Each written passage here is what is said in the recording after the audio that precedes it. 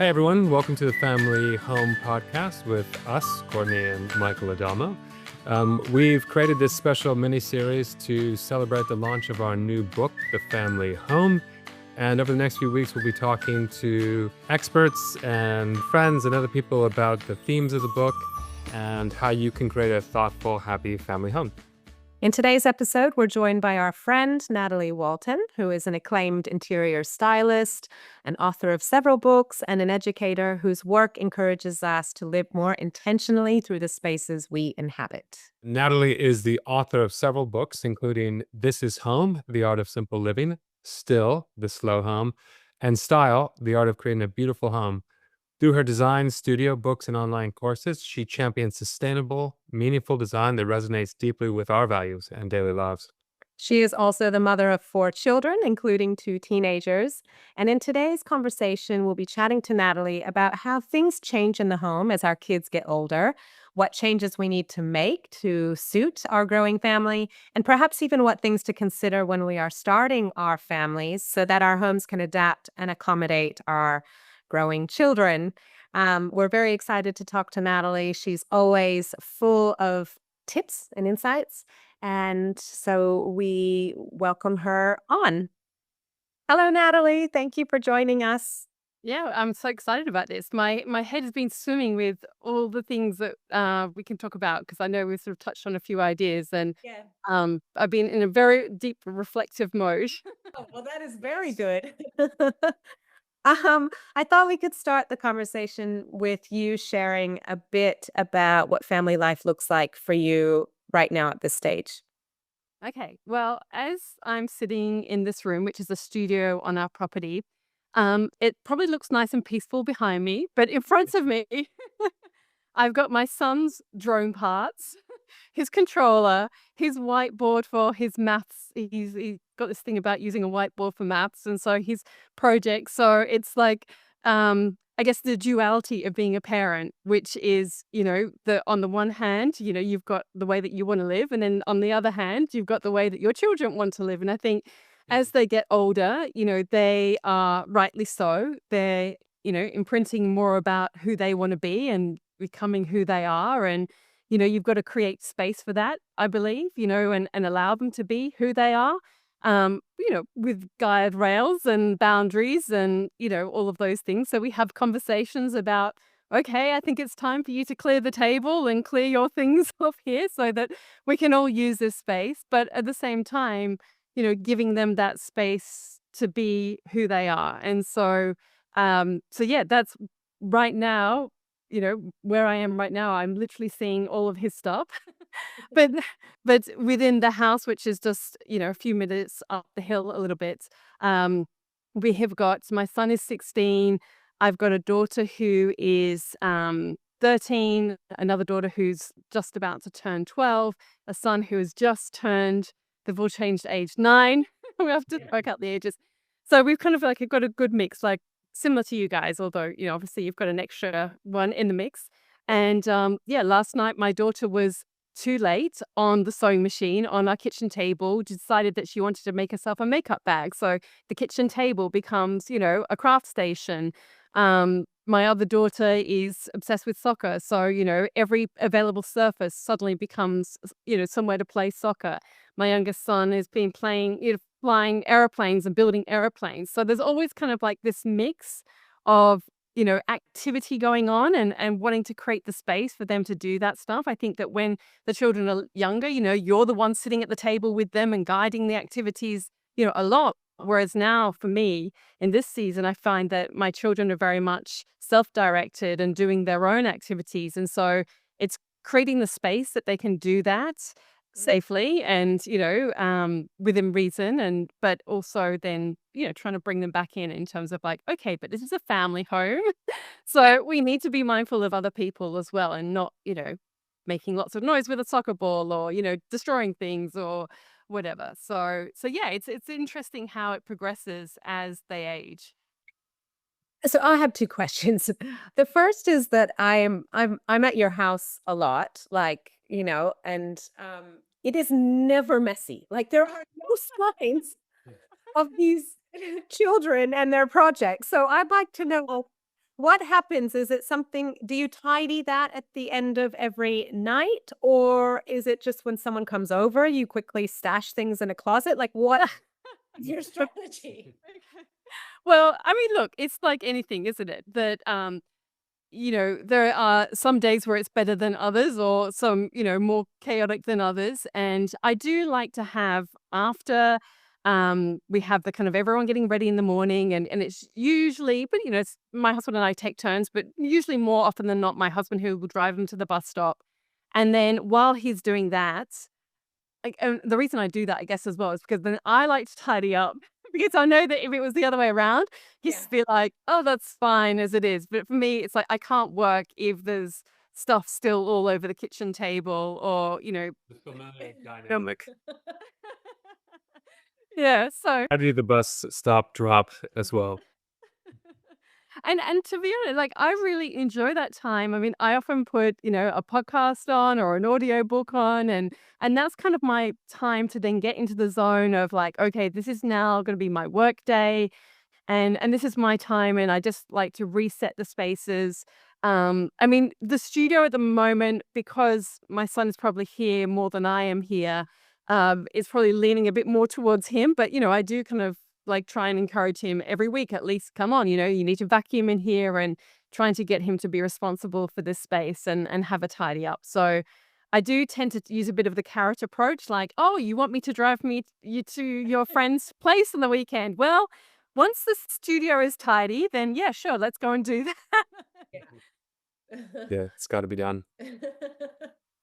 And so my second question when you were speaking earlier is how, I mean, you've touched on it a little bit, how it's different now that you have older kids than when they were younger. But do you find there are things about your home that you've had to change or adjust as they've gotten older, or a different way of using your space?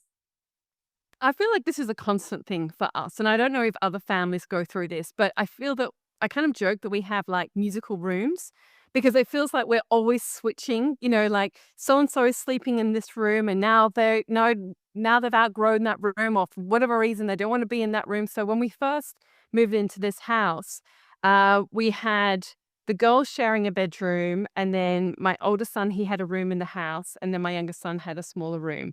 And that seemed fine for a minute until my eldest daughter decided, no, she was definitely not going to share a room. And I know you have successfully managed to get your kids to share rooms, but that is just something that I've never achieved. Okay. It's just like, it just was not going to happen. So then my younger daughter, we jokingly say that she moved into our wardrobe, because it was our wardrobe. It's kind of a bit like a Harry Potter situation. Kind of, guess, a little bit similar to your sunroom that you're in at the moment. It's a small, narrow room that we could just squeeze a bed in there, and just squeeze a rack of clothing in there. And so she just wanted to have her own space as well. So I think even though my daughters get along really well, they're very different in personalities, and in general, they don't fight. I think they're not trying to compete with each other. They're very different personalities, so that's great. But they just can't share a room. It's just, and I think it's probably more the elder one than the younger one. Anyway, so yeah, my younger daughter, she is only this year come out of the wardrobe. Now got into like her eldest brother's room, and he's now in the studio because he's doing his HSC this year. And we just really wanted to get our youngest daughter out of our room, because it's like adjunct to our bedroom, similar to your home as well. It's just like just off the bedroom. Now we're just like, we just want our space back. I mean, we So, find it hard enough that we have all of our children, well, Quinn's out in our studio, but the rest of them are literally separated from our room by a very skinny hallway, and it's like, and that's too close as it is. So I can imagine being off your bedroom in your closet basically would be yeah. hard. Yeah. So that's sort of like one of the changes, but often we're changing rooms, or we're changing furniture, or this person suddenly, not the other day, but like a month or two ago, My daughter Sabina decided, no, she doesn't want the four-poster iron wrought bed that, we've had for years. No, she wants to take it all apart and just sleep on the base, on the floor. She changed that. And then, no, now the bed's coming back. So it's like, so, we're moving furniture out onto like the kitchen deck and that becomes a day bed. And then it comes back. And, we're always swapping and changing furniture and what bed somebody's sleeping on and just what they need as well. Sometimes they want a desk and other times, they say, no, I don't know, my kids seem to go through phases of like, yes, I want a desk or I want this in my room. And then in particular, my daughter Sabina, who's, like I said, she's about 13, she will say, no, I don't want anything in my room. Because otherwise it gets cluttered and she wants it simple. And so, and then you throw in a dog into that. It's sort of like it's always changing the dynamic. But yeah, I think that's we just play with what people need at a particular time and try and make it work as much as we can. Yeah. And so, like, what do you think if there's a young family listening who have young kids, what advice would you give to them to for things to consider for their home, knowing that obviously, while it feels impossible at that time, Yeah. your kids grow up and your toddlers turn into teenagers and they have different needs. So obviously, I think probably you have, I would say, gender neutral furniture that you're moving around from one room to the next. And this is, not particularly like a girly thing so talk to us a little bit about that. Yeah. I mean, that's something that I've always done, even with their clothing. Like, I'm really practical in that sense. Like, I've always stuck to very neutral colors because, I mean, one, I prefer that, but also it makes it so much easier. Like, my son is currently today wearing a jumper that his sister was wearing. It's just like a gray sweater kind of jumper. And I find it's so much better in so many levels. I mean, then, we've got items of clothing that has gone through every single child in our family. And, the same with what we buy for the spaces as well. Like pretty much everything that we've bought for our home, we've had for a very long time and it has worked. So the I hope I'm not confusing people here, but so the room that my youngest daughter is in right now, that was her brother's room. So it's gone from being like a 15-year-old boy's room to she's about to turn 12, he's now 16. And so literally like it's got the same pendant, it's got the same wall light, it's got the same desk, it's got the same bed. Like everything in there is the same as when he was in there. She's just brought her things. And so she's got now, because she's obsessed with soccer, she's got Matilda's posters on one wall, so so like, okay, I said, and they were starting to, bleed into other, and I said, no, you can have one wall. I don't mind you put them on that wall, but, it doesn't need to because she would put it on every single, white gap in anywhere. So, but the furniture's all the same. And that furniture is just simple, timeless pieces. A lot of stuff is vintage, like the wall light was from Etsy. And the lamp, well, that was from a store in Sydney, but that's kind of gone from one home to another home with us. The bed frame was actually Sabella Court was having, who's an interior stylist in Australia. Some people from Australia would probably know of her. She was moving out of her home in Paddington in Sydney and had a big sale. And I bought 2 beds off her and they'd been handmade for us from timber.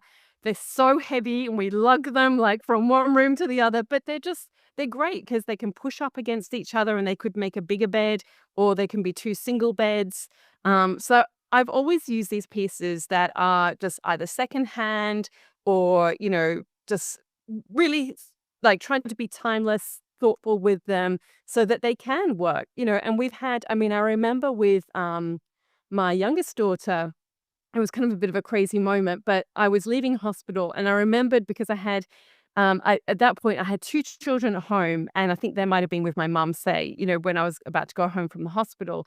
And I knew I had this short window because I knew as soon as I walked through that home with a new baby, that was it. I was going to be like, everyone was going to be a mum. And I hadn't yet got, like, I really wanted to get a breastfeeding chair because I'd never really kind of wanted to use the sofa and everything. And because I was going to have a separate room for her and I wanted to have a quiet space where I could breastfeed her. And so when I was I can't believe I'm admitting this. Shops that I really liked, they were having a sale because she was born in May and it was like sort of coming to the mid-year sales. And they had this African Malawi chair that I really loved, and I'd always loved them. And I thought that would be a really good breastfeeding chair because it's really wide and it's a beautiful piece of furniture. I'd always wanted one, and it felt like a good excuse to get one. And I could say, it's a breastfeeding chair. And so we went from the hospital to the shop with full baby to go and get this chair because I was like, I really want that chair. And so we picked it up, we got it, fit it in the car. I think we had a Volvo at the time, and we somehow got it in there. And so I turned up home with a baby and a chair.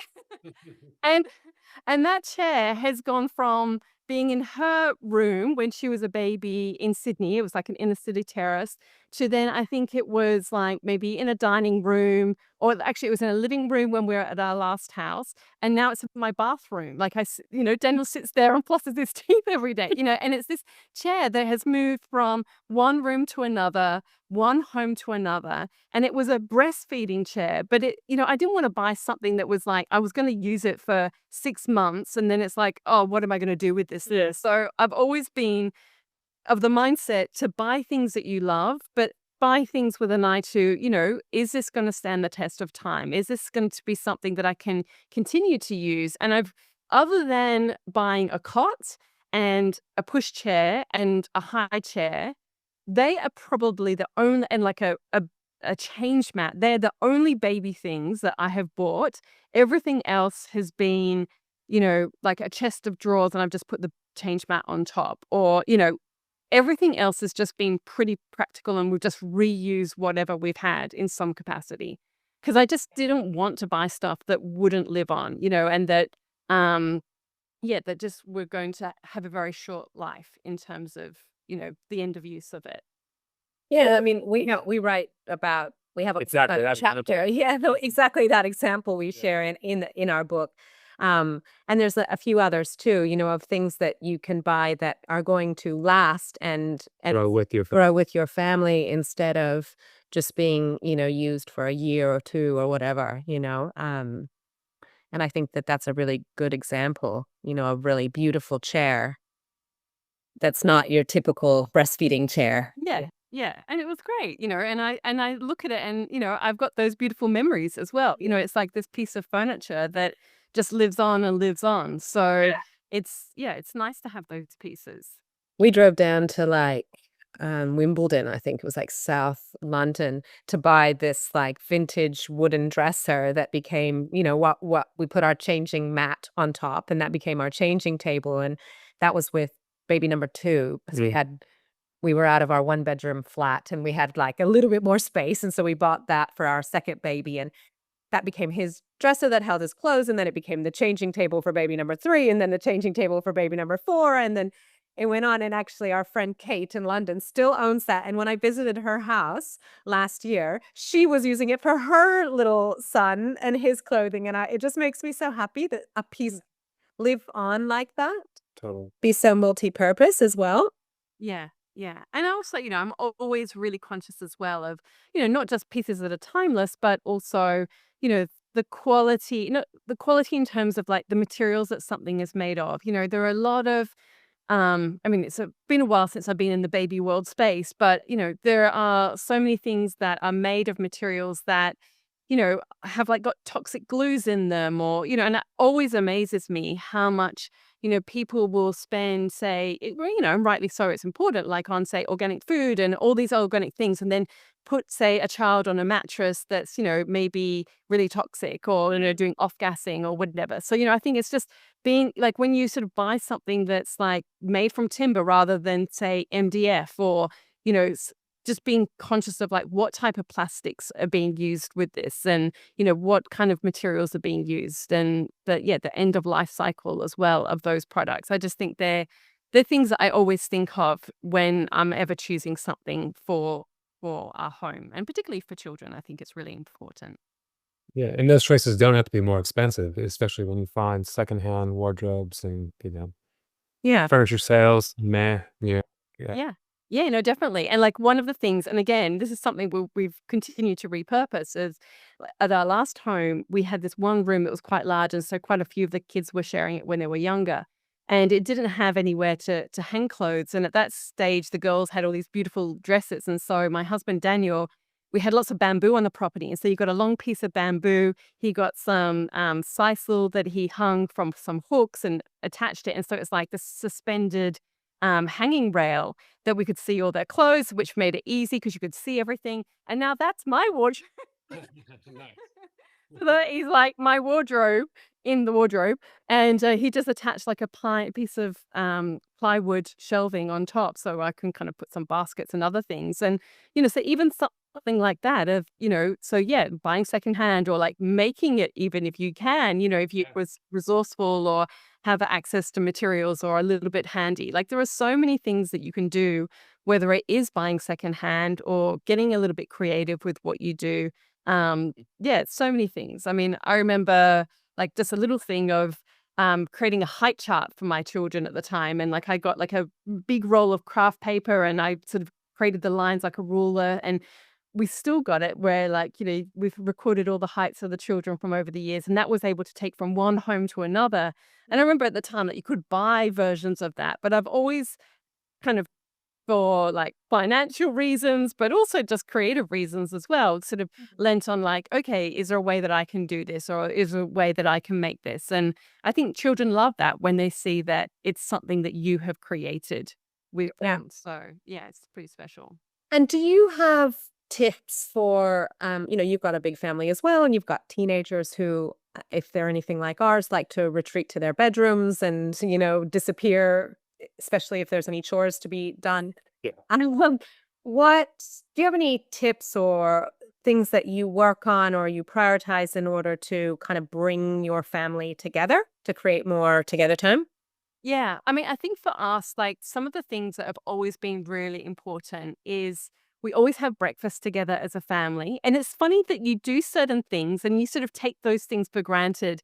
And then you sort of forget that other people don't necessarily do those things, And I think particularly when we were living in the city, we had friends who, and it's not always possible, those things, but we've chosen to create a life to try and make those things possible. So we would have friends where, like the husband is going off to work really early. And so, they're kind of, they're not necessarily sitting together as breakfast. And look, not all families can necessarily do that, but that's something that we've always prioritized and being really intentional about those meal times. So, when we sit together, we talk, we look at each other, we're having conversations. We're not, I mean, even though our eldest has now got a phone, there is absolutely no way that a phone would ever be allowed at the table.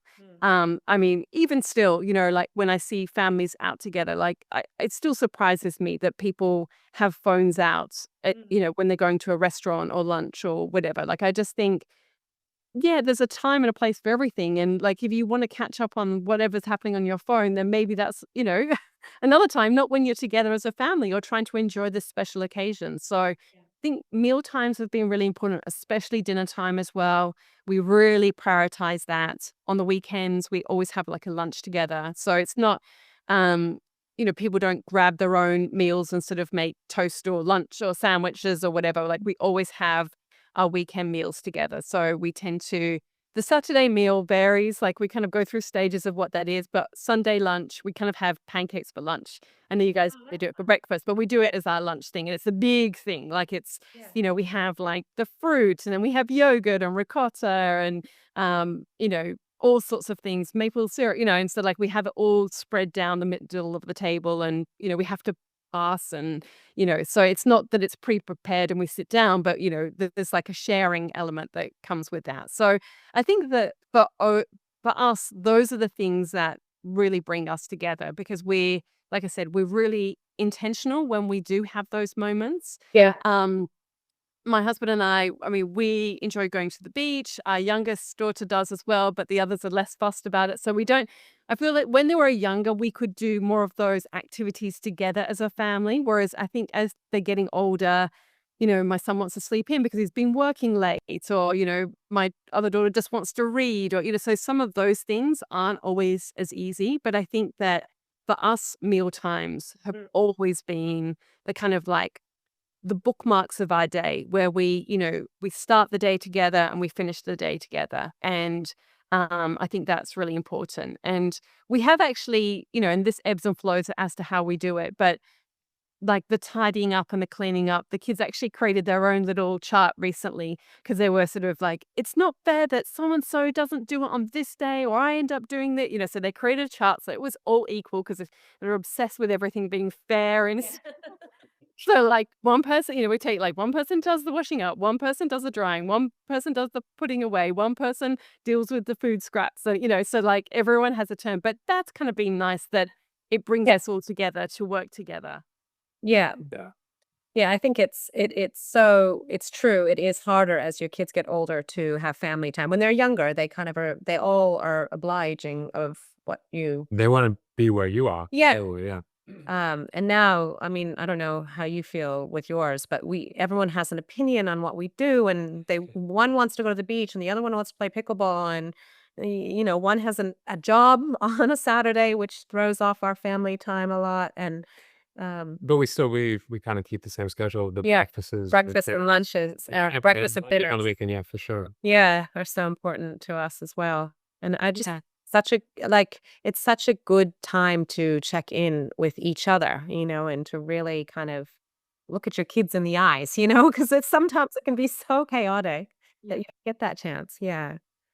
Um, Awesome. Yeah, no, it's really great.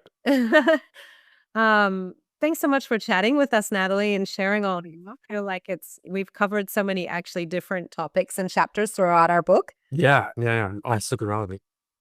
And yeah, you. Yeah, I think it's just, I was thinking I had to actually go and drop my son off at school because anyway, and as I was driving back, then you were going to be talking, and I was thinking about, the different stages, like you're saying, that you go through as being a parent. And I think that because I was thinking a lot about those early years of how, you are looking out to other people, whether that is how you do your home or how you parent, or, you're looking out for either validation or just like, you're like, oh my gosh, I don't even know what to do. And you're kind of like soaking it all up, all the tips and the advice. And, I certainly went through that stage. But I think as you grow into your parenthood and as your children grow and develop and age, that you start becoming more and more confident with what is right for them and what is right for you as well. And even just with each child, I mean, when you do have, multiple children like we do, you sort of come to realize that, well, certainly I have, that, each child is just so different. The way that I parent one child or will sort of respond or, spend time with them is different to another child. They all have, different needs. And I think that is true of, so many different elements of creating, whether it's the family home or just the parenting journey, is kind of then responding to those changes and kind of getting that confidence within yourself about, well, what is the most important thing and what do we actually need? And what do we want this to look like for us? Because I think, again, it can so easily start to get swayed in this sort of time of like, information overload about what other people are doing and like really tuning in to what feels good for you and what feels right for you.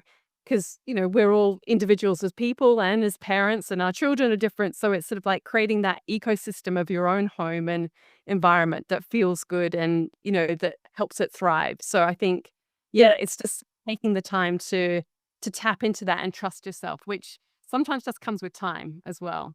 Yeah, well, I think it's definitely true. My sister's, having her second baby, and I find that there's just advice I can't really give her. It's like I just know she has to journey down that path and learn it for herself. Because I think that learning for yourself brings the kind of most rewarding kind of learning, and lesson in the end. So yeah, And also her circumstances are different. oh, totally different to mine. Yeah, exactly. So it's almost, yeah, we're just all so individual.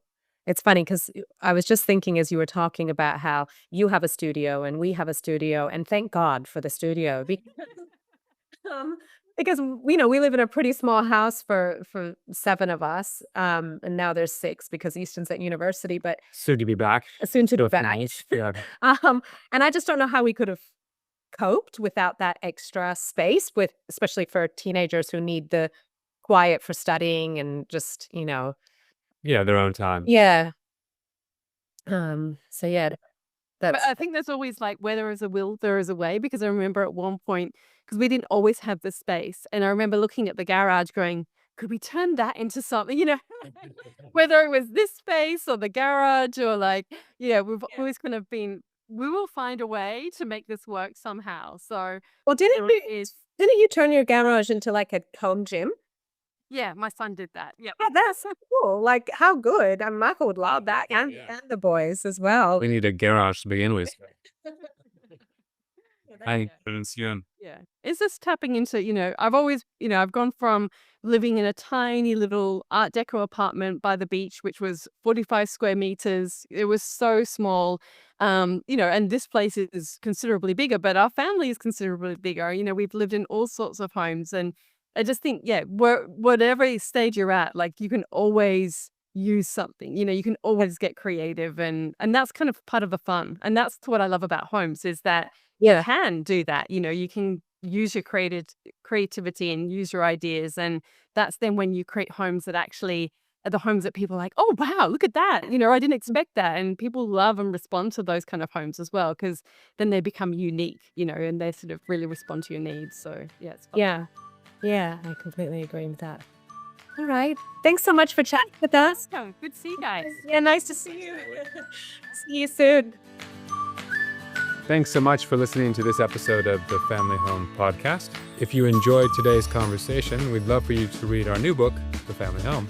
Our book is full of thoughtful and achievable ideas for real family life, from clever storage solutions and shared bedroom setups to meaningful ways to display your children's artwork and how to make the most of small spaces. With stunning photography by our friend Amelia Rushforth, you'll see inspiring and thoughtful homes of all shapes and sizes, with so many ideas for creating a home that sparks imagination, encourages independence, and brings the whole family together. You can click the link in the show notes for more information. We can't wait for you to read it. Thank you.